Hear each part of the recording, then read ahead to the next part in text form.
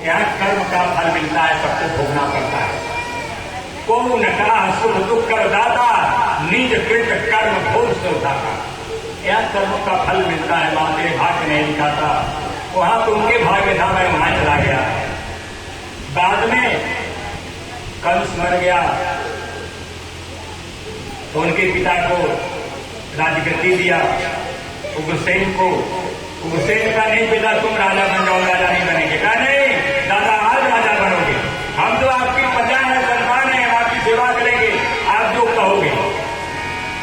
बाद में उग्रसेन फिर राजा बन गए, गुरु के यहाँ दीक्षा लेने गए, अल्पकाल विद्या सब आई, गुरु की पहन गए, रघुराई, कुछ ही समय में विद्या गई, उनको कौन विद्या दे सकता है भगवान को। कंस का शासन शुरू हुआ। आज भगवान कृष्ण की सालगिरह है, उनका जन्मदिन था, 11 वर्ष के हो गए। तो घर में खाना पीना बनना था, मिठाई भाई बन रही थी। उसमें भगवान की अपने महल के छत पे खड़े होकर जाके खम्भ को पकड़ के रो रहे। उसी समय परम ज्ञानी उद्धव जी आए।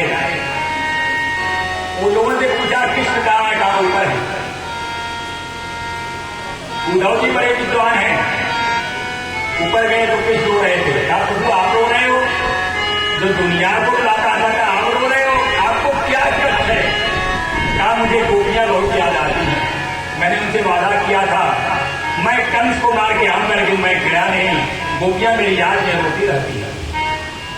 आपको ज्ञान का उपदेश कर दो, आप ब्रह्म आपका चिंतन करें। ये तो मैं नहीं कर पाता। उधर तुम बहुत जानकार हो, पढ़े लिखे हो ना, तो जा करके उनको समझा देते। उद्धव को बड़ा अहंकार हुआ, बड़ा महत्वपूर्ण काम उनको मिला है, कारण प्रभु जाके समझाते हैं गोपियों को, आप ब्रह्म आपका चिंतन करें।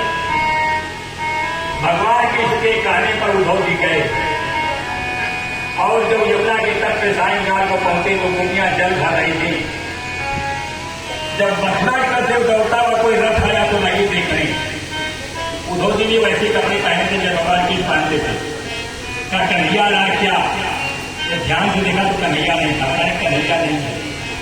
उद्धव ने गोपियों से पूछा कि नंद बाबा का घर कौन है? गोपियों ने कहा बहुत दिन के बाद कोई मथुरा से संदेश लेके आया है गोपियों कि नंद बाबा का घर कौन सा है?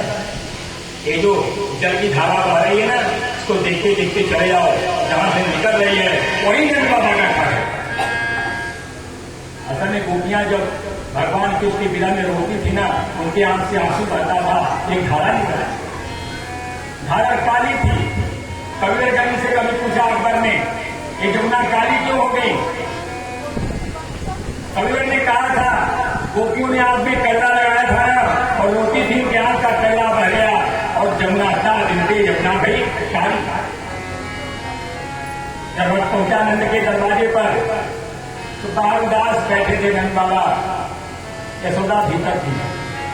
प्रणाम किया, जाके कहा कि हम मथुरा से आए हैं, कृष्ण के यहाँ से।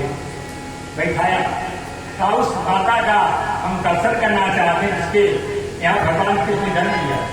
ले गए भीतर, पालने के पास आगे में बैठी थी, पालने को झुला रही थी। कहा देखो ये मथुरा से आए हैं, चुप रहो बोलो मत। बड़े मुश्किल से सुलाया है, बड़ा जिद कर रहा था कि हम सब खिलौना लेंगे। धीरे धीरे बोलो, भी सोया है। ये दशा जो देखी उद्धव के, तो किंतु वहां है, ये तो पागल हो रही है कृष्ण की याद।